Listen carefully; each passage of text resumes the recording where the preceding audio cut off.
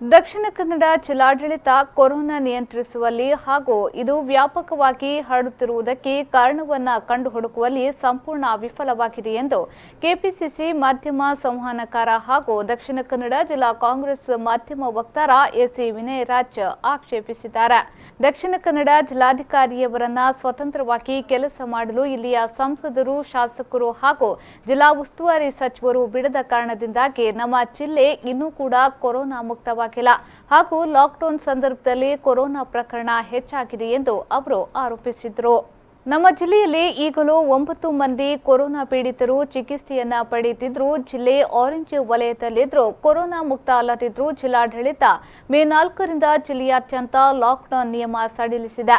ಬೆಳಿಗ್ಗೆ 7ರಿಂದ ಸಂಜೆ 7ರವರೆಗೆ ವಾಹನ ಓಡಾಟ ಹಾಗೂ ಇತರ ವ್ಯಾಪಾರ ವಹಿವಾಟುಗಳಿಗೆ ಅನುಮತಿಯನ್ನ ನೀಡಿದೆ.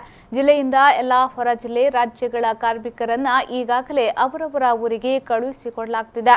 ಇವರಲ್ಲಿ ಹೆಚ್ಚಿನವರು ಕಟ್ಟಡ ಹಾಗೂ ಹೋಟೆಲ್ ಕಾರ್ಮಿಕರಾಗಿದ್ದಾರೆ. ಅವರು ಹೋದರೆ ಜಿಲ್ಲೆಯಲ್ಲಿ ಕಟ್ಟಡ ಕಾಮಗಾರಿಗೆ ಹಾಗೂ ಹೋಟೆಲ್ಗಳಲ್ಲಿ ಕಾರ್ಮಿಕರ ಕೊರತೆ ಕಂಡುಬಂದು ಕಾಮಗಾರಿ ಹಾಗೂ ಹೋಟೆಲ್ ವ್ಯವಹಾರ ಕುಂಠಿತವಾಗುತ್ತದೆ ಎಂದು ಹೇಳಿದರು.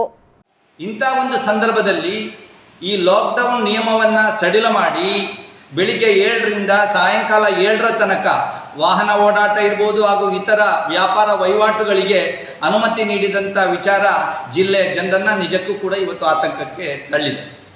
ಜಿಲ್ಲೆಯಿಂದ ಹೊರ ರಾಜ್ಯಗಳಿಂದ ಬಂದಂಥ ಏನು ಇಲ್ಲಿಯ ಕಟ್ಟಡ ಕಾರ್ಮಿಕರಿರ್ಬೋದು ಅಥವಾ ಉಳಿದ ಕಾರ್ಮಿಕರಿರ್ಬೋದು ಅವರನ್ನು ವಾಪಸ್ ಹೊರ ರಾಜ್ಯಗಳಿಗೆ ಅವರ ಊರುಗಳಿಗೆ ಕಳಿಸಲಿಕ್ಕೆ ಇವತ್ತು ಜಿಲ್ಲಾಡಳಿತ ಇವತ್ತು ಕ್ರಮವನ್ನು ತೆಗೊಳ್ತಾ ಇದೆ. ಅದೇ ರೀತಿಯಲ್ಲಿ ಈಗಾಗಲೇ ನಮ್ಮ ಕರ್ನಾಟಕ ರಾಜ್ಯದಲ್ಲಿ ಬೇರೆ ಬೇರೆ ಜಿಲ್ಲೆಗಳಿಂದ ಬಂದಂಥ ಕಾರ್ಮಿಕರು ಏನಿದ್ದಾರೆ ಅವರನ್ನು ಈಗಾಗಲೇ ನಾವು ಕಳಿಸಿಕೊಟ್ಟ ಆಗಿದೆ. ಇಂಥ ಒಂದು ಸಂದರ್ಭದಲ್ಲಿ ಇಲ್ಲಿ ಹೋಟೆಲ್ ಇಂಡಸ್ಟ್ರೀಸ್ ಇರ್ಬೋದು ಅಥವಾ ಇವತ್ತು ಕಟ್ಟಡ ಕಾಮಗಾರಿಗಳಲ್ಲಿರ್ಬೋದು ಮತ್ತು ಇತರ ವಲಯಗಳಲ್ಲಿ ಕೆಲಸ ಮಾಡ್ತಾ ಇದ್ದಂಥ ಏನು ಕಾರ್ಮಿಕರಿದ್ದಾರೆ ಈಗಾಗಲೇ ನಮ್ಮ ಜಿಲ್ಲೆಯನ್ನು ಬಿಟ್ಟು ಹೋಗಿದ್ದಾರೆ. ಇಂಥ ಸಂದರ್ಭದಲ್ಲಿ ಯಾವ ರೀತಿಯಲ್ಲಿ ಆರ್ಥಿಕ ಚಟುವಟಿಕೆಯನ್ನು ಇಲ್ಲಿ ಸುದೃಢ ಮಾಡಲಿಕ್ಕೆ ಸಾಧ್ಯತೆ ಇದೆ ಎನ್ನುವಂಥ ಪ್ರಶ್ನೆ ನಮ್ಮ ಮುಂದಿದೆ.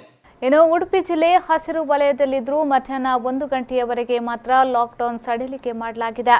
ನಮ್ಮ ಉಸ್ತುವಾರಿ ಸಚಿವರು ಅದೇ ಜಿಲ್ಲೆಯವರಾಗಿದ್ದು ಅವರಿಗೆ ಇದು ಗೊತ್ತಾಗಲಿಲ್ಲವೇ ಎಂದು ಎಸಿ ವಿನಯರಾಜ್ ಪ್ರಶ್ನಿಸಿದ್ದಾರೆ. ಕೊರೋನಾವನ್ನ ಎದುರಿಸಲು ಲಾಕ್ಡೌನ್ ಮಾಡಲಾಯಿತು. ಜನ ಅದಕ್ಕೆ ಸ್ಪಂದಿಸಿದ್ರು. ಚಪ್ಪಾಳೆ, ಜಾಗಟೆ ಬಾರಿಸಿದ್ರು, ದೀಪ ಹಚ್ಚಿದ್ರು.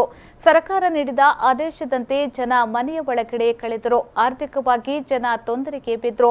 ಈ ನಡುವೆ ದಕ್ಷಿಣ ಕನ್ನಡ ಜಿಲ್ಲಾಡಳಿತ ರೇಷನ್ ಕಿಟ್ಗಳನ್ನು ಕೆಲವು ಆಯ್ದ ಕಡೆ ಕೊಡಲು ತಯಾರು ಮಾಡಲು ಮಂಗಳೂರಿನ ಒಂದು ಏಜೆನ್ಸಿಗೆ ನೀಡಿತ್ತು. ಆದರೆ ಪಾರದರ್ಶಕತೆಯನ್ನ ಪಾಲಿಸಿಲ್ಲ. ಆಹಾರ ಕಿಟ್ ಅನ್ನ ತಯಾರಿಸಲು ಟೆಂಡರ್ ಕರೆಯದೆ ನೀಡಲಾಗಿದ್ದು ಕೋಟ್ಯಾಂತರ ರೂಪಾಯಿ ಅವ್ಯವಹಾರ ನಡೆದಿದೆ ಎಂಬ ಗುಮಾನಿ ಇದೆ ಎಂದು ಹೇಳಿದರು. ಲಾಕ್ಡೌನ್ ಸಂದರ್ಭದಲ್ಲೇ ನಮ್ಮ ದಕ್ಷಿಣ ಕನ್ನಡ ಜಿಲ್ಲೆಯಲ್ಲಿ ಕೊರೋನಾ ಕೇಸುಗಳು ಜಾಸ್ತಿ ಆಗಿದ್ದವು ಎನ್ನುವಂಥದ್ದನ್ನು ಜಿಲ್ಲಾಡಳಿತ ಮರಿಬಾರದು. ಈ ರೀತಿಯಾಗಿ ಸಡಿಲಿಕೆಯನ್ನು ಮಾಡಿದರೆ ಖಂಡಿತವಾಗಿ ಕೂಡ ನಮ್ಮ ಜಿಲ್ಲೆಗೆ ಸಂಕಷ್ಟ ಮುಂದಕ್ಕೆ ಬರಲಿದೆ ಎನ್ನುವಂಥದ್ದು ಕೂಡ ಹೇಳಬೇಕಾಗ್ತದೆ. ಕೊರೋನಾ ಎದುರಿಸಲಿಕ್ಕೋಸ್ಕರ ಲಾಕ್ಡೌನನ್ನು ನಮ್ಮ ಜಿಲ್ಲೆಯಲ್ಲಿ ಮತ್ತು ದೇಶದಾದ್ಯಂತ ಮಾಡಿದ್ರು. ನಮ್ಮ ಜನ ಅದಕ್ಕೆ ಸ್ಪಂದನೆಯನ್ನು ಕೊಟ್ಟರು, ಚಪ್ಪಾಳೆಯನ್ನು ಹೊಡಿಸಿದ್ರು, ಜಾಗಟೆಯನ್ನು ಬಾರಿಸಿದ್ರು, ದೀಪವನ್ನು ಹಚ್ಚಿದ್ರು. ಸರ್ಕಾರ ಏನು ಆದೇಶವನ್ನು ನೀಡಿದೆ ಆ ಆದೇಶವನ್ನು ನಮ್ಮ ಜನ ಚಾಚೂ ತಪ್ಪದೆ ಅದನ್ನು ಪಾಲಿಸಿದ್ದಾರೆ ಎನ್ನುವಂಥದ್ದನ್ನು ನಾವಿವತ್ತು ಮರಿಬಾರದು. ಇಂಥ ಒಂದು ಸಂದರ್ಭದಲ್ಲಿ ಈ ಲಾಕ್ಡೌನ್ ನಿಯಮವನ್ನು ಸಡಿಲ ಮಾಡಿ ಬೆಳಿಗ್ಗೆ 7ರಿಂದ ಸಾಯಂಕಾಲ 7ರ ತನಕ ವಾಹನ ಓಡಾಟ ಇರ್ಬೋದು ಹಾಗೂ ಇತರ ವ್ಯಾಪಾರ ವಹಿವಾಟುಗಳಿಗೆ ಅನುಮತಿ ನೀಡಿದಂಥ ವಿಚಾರ ಜಿಲ್ಲೆ ಜನರನ್ನ ನಿಜಕ್ಕೂ ಕೂಡ ಇವತ್ತು ಆತಂಕಕ್ಕೆ ತಳ್ಳಿದೆ.